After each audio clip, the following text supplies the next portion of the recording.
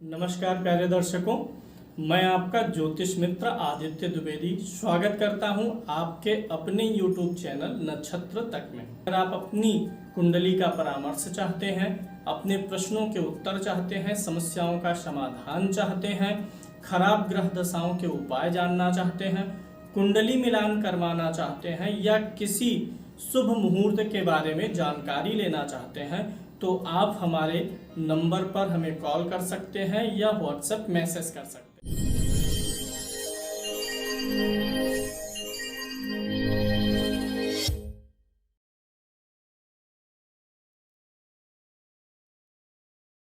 लग्न कुंडली के सपोर्टिव में सपोर्ट करने के लिए लग्न कुंडली को 16 अन्य प्रकार की वर्ग कुंडलियां बनाई जाती हैं, षोडश वर्ग कुंडलियां बोलते हैं। तो ये जो 16 वर्ग कुंडलियां होती हैं उसको आप लग्न कुंडली से कैसे टैली करेंगे, 16 वर्गों में किस वर्ग से किस चीज़ का विचार होता है ये बताएंगे, और उन वर्गों में देखा क्या जाता है, किस चीज़ का सबसे ज़्यादा इम्पोर्टेंस है वो भी आपको हम बताएंगे। जो हमारी सबसे मूल कुंडली होती है वो होती है लग्न कुंडली। लग्न कुंडली जो है सारे फल को लेती है। लग्न मतलब शरीर, सारा रिजल्ट हमारे शरीर को मिलेगा, यानी जिसकी कुंडली है। तो यहाँ पे ये चीज़ ध्यान दीजिएगा, लग्न कुंडली सभी दूसरी कुंडलियों के प्रभाव को ग्रहण करती है, यानी सब कुंडलियाँ इसे देती हैं। लग्न कुंडली को D1 भी बोला जाता है, यानी लग्न कुंडली से आप सब कुछ विचार कर सकते हैं। लग्न कुंडली एज ए फिजिशियन है, और जो वर्ग कुंडलियां होती हैं वो किसी स्पेशल विषय वस्तु की तरफ इंडिकेशन देती हैं। जैसे मान लीजिए कोई बीमारी है तो हम फिजिशियन के पास गए, लेकिन जब यह डिटेक्ट हुआ कि इस खास चीज़ में परेशानी है तो उस विषय के स्पेशलिस्ट के पास में जाते हैं, न्यूरो के पास में जाएंगे, आर्थो के पास में जाएंगे। तो वही चीज़ D1 से जब कोई चीज़ परेशानी डिटेक्ट होगी तो उसको और गंभीरता से देखने के लिए उस भाव के वर्ग कुंडली पर जाया जाता है। तो D1 मतलब लग्न होता है जिससे हम सब कुछ विचार करते हैं, पूरे व्यक्ति के पूरे जीवन को, आयु को, स्वास्थ्य को, सुख को, जीवन में घटित होने वाले पूरे घटनाओं का विचार करेंगे। तो लग्न को D1 बोलते हैं। दूसरी कुंडली होती है D2 जिसे हम होरा बोलते हैं। होरा कुंडली हमारे मुख्य रूप से धन के लिए देखा जाता है, और होरा कुंडली हमारी वाणी है, जो हमारा वाणी का प्रभाव है, उन चीज़ों के लिए देखा जाता है। यानी जो चीज़ द्वितीय भाव से हम विचार करते हैं लग्न कुंडली के, वही चीज़ हम D2 से विचार करेंगे। इसके बाद नंबर आ जाता है D3। D फॉर यहाँ पर डिविजनल होता है, D for divisional chart. Divisional मतलब वर्ग, हिंदी में वर्ग कुंडली और इंग्लिश में डिविजनल चार्ट बोला जाता है। तो जो D3 होता है इसको हम बोलते हैं देशकाण कुंडली। इस चीज़ से हम जो कुंडली के तृतीय भाव से जिन चीज़ों का विचार होता है, यानी ये तो लग्न हो ही गया, ये जो द्वितीय भाव है ये D2 का प्रतिनिधित्व करेगा, और जो देशकाण है वो D3 तृतीय भाव से प्रतिनिधित्व प्राप्त होता है। तो देशकाल कुंडली से हम भाई बहनों का विचार करते हैं, भाई बहनों का विचार करेंगे, अपने अंदर जो परिश्रम है, परिश्रम का विचार इसी D3 से करेंगे, पुरुषार्थ का विचार करेंगे, व्यक्ति कितना पुरुषार्थी होगा, पुरुषार्थ का विचार इसी D3 से करेंगे। पहले कुंडली का थर्ड हाउस देखेंगे लग्न कुंडली का, फिर D3 पर चले जाएंगे, व्यक्ति कितना जो है महत्वाकांक्षी होगा, इन सारी चीज़ों का विचार D3 से होता है। यानी D3 कुंडली के तीसरे भाव को रिप्रेजेंट करता है, जिसे देशकाल कुंडली कहा जाता है, जिससे हम व्यक्ति की मेहनत, क्षमता, परिश्रम और भाई बहनों से मिलने वाले सुख के बारे में विचार करते हैं। अगला जो हमारा डिविजनल चार्ट्स होता है D4 बोलते हैं उसको। D4 यानी डिविजनल चार्ट्स 4, जिसको हम चतुर्थांश बोलते हैं। चतुर्थांश एक राशि का 4 भाग करते हैं। चतुर्थांश से हम क्या विचार करेंगे, D4 से हम किसी व्यक्ति की चल और अचल संपत्ति का विचार करेंगे। चल और अचल संपत्ति जो आपके पास में ज़मीन वगैरह है, गाड़ी वगैरह है, ज़मीन आपकी हो जाएगी अचल और गाड़ी हो जाएगी चल संपत्ति। तो चल और अचल संपत्ति का विचार हम D4 से करते हैं। इसके अलावा ये चूँकि चौथे भाव को रिप्रेजेंट करता है तो हमारी ये स्कूली शिक्षा का भी है, खासकर ग्रेजुएशन की पढ़ाई का भाव है। स्कूली शिक्षा का विचार भी D4 से किया जाएगा। और विचार कैसे किया जाएगा, इन वर्ग कुंडलियों में क्या देखना होता है, ये अभी आपको मैं जब 16 वर्ग कंप्लीट कर लूँगा उसके बाद मैं आपको उसके बारे में भी बताऊंगा कि विचार कैसे करना है। माता का सुख भी D4 से विचार किया जाता है कि आपके जीवन में माता का सुख कैसा रहेगा, माता के स्वास्थ्य और आयु कैसी रहने वाली है, ये D4 से विचार होता है। लग्न कुंडली में कहीं से भी कोई प्रॉब्लम नज़र आने पर हम इसमें जाते हैं। जैसे लग्न कुंडली से आपको मान लीजिए तीसरे भाव में कुछ परेशानी नज़र आ रही है तो उसको कंफर्म करने के लिए आप D3 में जा सकते हैं, D3 वर्ग कुंडली में जाना चाहिए। और D4 के बाद नंबर आ जाता है D7 का, डिविजनल चार्ट्स 7, यानी एक राशि का 7वां भाग। इसको हम बोलते हैं सप्तमांश कुंडली। यह जो प्रतिनिधित्व करता है हमारी कुंडली के पंचम भाव का प्रतिनिधित्व करता है। D7 डिविजनल चार्ट 7 सप्तमांश, इसमें हम बच्चों की स्थितियों के बारे में ही चर्चा विचार और विमर्श करते हैं। संतान के बारे में कि संतान होगी कि नहीं होगी, अगर लग्न कुंडली से संतान में कोई प्रॉब्लम नज़र आ रही है तो उसको कंफर्म करने के लिए हम सप्तमांश पे जाएंगे। संतान कैसी होगी, होगी नहीं होगी, क्यों नहीं हो रही है, संतान को आपके कौन से ग्रह तकलीफ देने वाले हैं, तो ये सारी चीज़ें यानी संतान विषयक बातों का ज्ञान हमें D7 से पता चलता है। D9 डिविजनल चार्ट 9, इसको 9 है तो क्या बोलेंगे, नवमांश बोलेंगे। और चूंकि 9 ग्रह हैं इसलिए किसी भी राशि का 9वां भाग बड़ा इंपॉर्टेंट हो जाता है। नवमांश कुंडली लग्न कुंडली की पूरक होती है। जैसे किसी भी व्यक्ति का भाग्य स्त्री हो या पुरुष हो तो उसके जीवन साथी से भी जुड़ा होता है, किसी न किसी स्त्री से जुड़ा हुआ है। बिना स्त्री के तो कोई संसार में रह नहीं सकता, आ ही नहीं सकता। तो नवमांश कुंडली जो होती है ये आप ऐसे समझिए कि आपके लाइफ पार्टनर की है। तो नवमांश कुंडली अच्छी होती है तो इससे हम विचार करते हैं जीवन साथी का, दाम्पत्य का।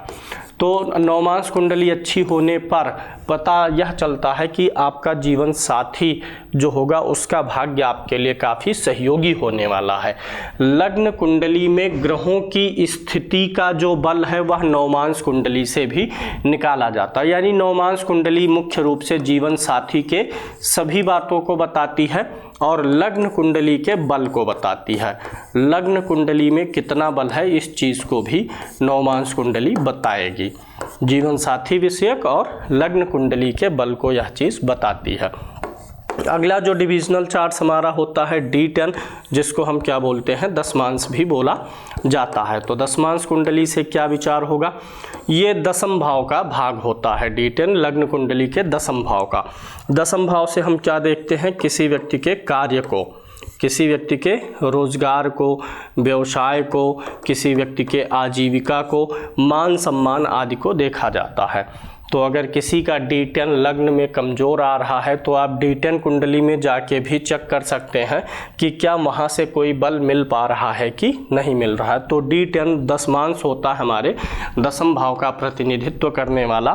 तो इससे हम कार्य, व्यवसाय, पद प्रतिष्ठा, मान सम्मान का विचार करते हैं। इसके बाद D10 के बाद मैं इधर मिटा देता हूँ। D10 के बाद जो नंबर आता है D12 का आता है, द्वादशांश कुंडली। इस कुंडली से क्या विचार होगा,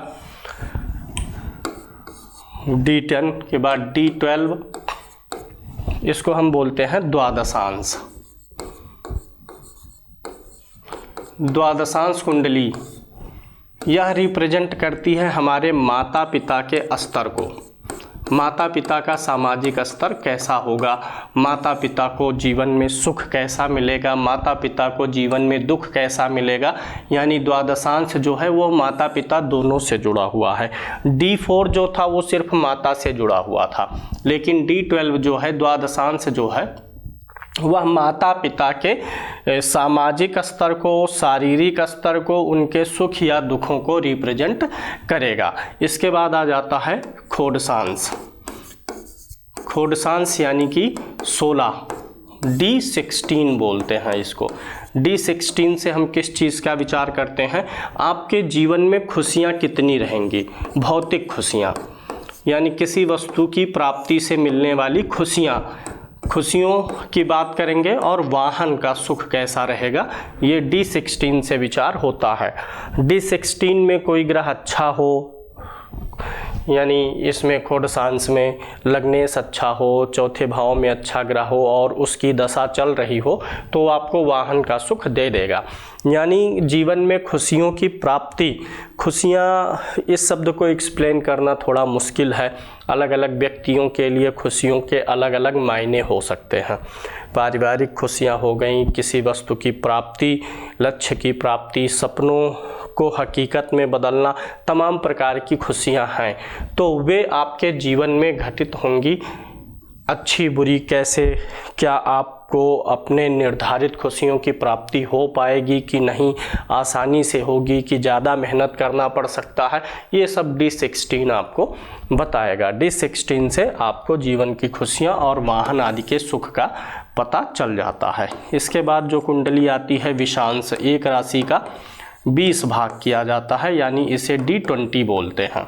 एक राशि का जब 20 भाग किया जाएगा तो D20 होगा, और इससे जो है व्यक्ति के आध्यात्मिक और धार्मिक खुशियों की बात होती है कि कोई व्यक्ति आस्तिक होगा, नास्तिक होगा, धर्म में रुचि लेने वाला होगा, उसका जो स्पिरिचुअल लेवल है वह हाई रहेगा। ये सब विषांश कुंडली से पता चलेगा। विषांश कुंडली में शुभ ग्रह कोई है, अच्छी स्थिति में है और उसकी दशा अंतर्दशा चलेगी, तो उस समय आध्यात्मिक उन्नति और धार्मिक कार्यों को करने का अवसर व्यक्ति को प्राप्त होता है। विषांश के बाद आ जाता है D24। D24 को चतुर्विषांश भी बोला जाता है। चतुर्विषांश कुंडली से किस चीज़ का विचार होगा, इसे भी देख लीजिए। D24 कुंडली जो है यह पंचम भाव का वास्तव में प्रतिनिधित्व करता है, तो इससे व्यक्ति के ज्ञान का पता चलता है कि व्यक्ति अपने विषय वस्तु का कितना जानकार है, और इससे व्यक्ति के शैक्षिक प्राप्तियों की भी जानकारी मिलती है। शैक्षिक रूप से व्यक्ति कितना निपुण रहा है, अपने स्कूलिंग के टाइम में शिक्षा ग्रहण किया है तो उससे क्या ज्ञान भी मिला है या सिर्फ डिग्री ही ले लिया है, ये सब आपको D24 से पता चलता है। यानी ये है हमारे ज्ञान का, जो हमने स्कूल में पढ़ाई की है, जिस चीज़ में हमने ट्रेनिंग ली है, इंजीनियरिंग किए हैं, MBA किए हैं या कुछ भी किए हैं जीवन में, तो उन सारी चीज़ों का ज्ञान कितना आपके अंदर है, ये D24 आपको बताता है। इसके बाद नंबर आ जाता है D27 का। इसको मैं पहले मिटा देता हूँ, फिर बताता हूँ आपको। अभी मैं लास्ट में आपको इन वर्ग कुंडलियों का एक सारांश भी दूंगा कि इनकी विवेचना करने में किन चीज़ों का सबसे अधिक महत्व होता है, जिन्हें आपको देखना चाहिए। सप्त विषांश बोलेंगे D27 को। सप्त विषांश यानी एक राशि का 27 भाग किया जाता है। D27 जो है, जो सप्त विषांश है, यह हमारी शारीरिक और मानसिक शक्ति को बताता है। शारीरिक रूप से हम कितने मजबूत हैं या फिर मेंटली हम कितने मजबूत हैं, इस चीज़ को बताएगा। किसी व्यक्ति की शारीरिक क्षमता, काम करने की क्षमता, चीज़ों को सहन करने की क्षमता, मेन चीज़ यही समझ लीजिए, चीज़ों को सहन करने की क्षमता, यानी धैर्य वगैरह कितना है किसी व्यक्ति में, यह कुंडली आपको बताएगी। सप्तविषांश D27 बताएगा। इसके बाद होता है त्रिशांश। एक राशि का 30 भाग किया जाता है, यानी इसे D30 बोला जाता है। तो त्रिशांश जो होता है ये जीवन में हमारे आने वाली बाधाओं को बताता है। ध्यान दीजिएगा, यह कुंडली जब जीवन में बहुत ज़्यादा समस्याएं चल रही हों, निदान ना मिल रहा हो, तो त्रिशांश कुंडली भी देख लेनी चाहिए। जीवन में आने वाली बाधाओं को बताता है, दुर्घटनाओं को बताता है, और यह हमारे दुर्भाग्य को भी बताता है। यानी जो हमारे जीवन में ग्रहों के कारण से अवरोध उत्पन्न होते हैं वो सब ये चीज़ें बताएंगी। D30 कुंडली हमें बताएगी कि जीवन में बाधाएं कितनी आएंगी, किस क्षेत्र में आएंगी, किस ग्रह के कारण से आएंगी। दुर्घटनाएं मतलब सिर्फ एक्सीडेंट्स नहीं है, रोड एक्सीडेंट्स, और भी कई प्रकार की दुर्घटनाएं जीवन में हो जाती हैं। आर्थिक दुर्घटनाएं हो जाएं, सामाजिक हो जाएं, दुर्भाग्य मतलब सब कुछ आपने किया फिर भी आपको रिजल्ट नहीं मिला, तो ये सब D30 से देखा जाता है। अब यहाँ पर एक विशेष बात समझ लीजिए, D30 में हम सूर्य और चंद्र की अशुभता को नहीं जोड़ते हैं, क्योंकि हमारे जीवन में जो बाधाएं, दुर्घटनाएं, दुर्भाग्य आती हैं, सूर्य पिता का कारक है, चंद्रमा माता का। तो ऐसा मान के चलिए माता और पिता के कारण से हमारे जीवन में कोई दुर्भाग्य नहीं उत्पन्न होता। वो हमारे किसी भी काम में बाधा नहीं बनेंगे, वो नहीं चाहेंगे कि हमारी दुर्घटना हो, वो ये नहीं चाहेंगे कि दुर्भाग्य हमारा पीछा पकड़े। तो इसलिए सूर्य चंद्रमा इस कुंडली में अशुभ प्रभाव नहीं देते हैं। इसीलिए सूर्य और चंद्रमा की राशि में कोई ग्रह मिलेगा नहीं, वह अशुभ प्रभाव नहीं देगा। सूर्य चंद्र, ये स्पेशल है D30 के बारे में, सूर्य चंद्रमा कभी अशुभ प्रभाव नहीं देंगे D30 में। आगे होता है खवेदांश। खवेदांश कुंडली से किस चीज़ का विचार होता है ये भी समझ लीजिए। इसको हम बोलते हैं D40, यानी एक राशि का 40वां भाग। जीवन में शुभ और अशुभ फलों की मात्रा कितनी रहेगी, शुभाशुभ, इस चीज़ को बड़े ध्यान से समझिएगा। किसी व्यक्ति की कुंडली में आप देखना चाहते हैं कि इसके जीवन में अच्छी घटनाएं ज़्यादा हैं कि बुरी घटनाएं ज़्यादा हैं, क्योंकि आपको इस संसार में ऐसे लोग मिलेंगे जिनके जीवन में अच्छाइयाँ ज़्यादा हैं, अच्छी चीज़ें ज़्यादा हो रही हैं, कुछ लोगों के जीवन में बुरी चीज़ें ज़्यादा हो रही हैं। तो अच्छाई की मात्रा अधिक रहने वाली है जीवन में, अच्छी घटनाओं की कि बुरी घटनाओं की, वो हमें D40 बताएगा खवेदांश कुंडली से, ये हमें पता चल जाएगा। इसके बाद जो अगली कुंडली होती है, देखना कैसे है ये अभी मैं आपको बता रहा हूँ कि जैसे ये बड़ा रोचक हुआ ना कि जीवन में अच्छी घटनाएं अधिक हैं कि बुरी, तो ये कैसे पता लगाया जा सकता है। अभी मैं ये 2 सूत्र में सभी वर्ग कुंडलियों को देखने का तरीका शॉर्ट में समझाऊंगा, फिर आगे तो हर एक वर्ग कुंडली के बारे में डिटेल से आपको अलग अलग जानकारी मिलेगी ही। तो D45 इसको बोलते हैं अश्वेदांश। अश्वेदांश जो कुंडली होती है D45 जो होता है, इससे किसी भी व्यक्ति के चरित्र का और व्यवहार का पता लगाया जाता है। यानी कोई व्यक्ति विश्वसनीय है कि नहीं है, व्यक्ति जैसा दिख रहा है, बोल रहा है, क्या उसका चरित्र भी उसी प्रकार से है, क्या व्यक्ति का चरित्र संदिग्ध है, व्यक्ति का व्यवहार संदिग्ध है, ये सब आपको अश्वेदांश D45 कुंडली से पता चलेगा। इसके बाद एक कुंडली और बनती है खट्यांश कुंडली जो होती है, इसको हम D60 बोलते हैं, और यह तब देखा जाता है जब हमें जुड़वा बच्चों का मामला प्राप्त होता है, क्योंकि अगर जुड़वा बच्चे पैदा होते हैं तो पता चलता है कि उनकी लग्न कुंडली, नवमांश कुंडली, अन्य सारी कुंडलियां लगभग मैच कर जाती हैं। तो जब एक राशि का 60 भाग किया जाएगा तब तो अंतर आएगा ही। कोई भी बच्चा जुड़वा पैदा हुआ है, 10, 15, 20 मिनट का अंतर है, लगन नहीं दोनों का चेंज हो पाया है, तो ऐसी स्थिति में आप उनकी लग्न कुंडली ना ही देखिए, उनकी D60 कुंडली देखिए, तो आपको सटीक फल की प्राप्ति हो जाएगी। अब इन वर्ग कुंडलियों को देखा कैसे जाता है। किसी भी वर्ग कुंडली का जो लग्न होता है वो सबसे महत्वपूर्ण है।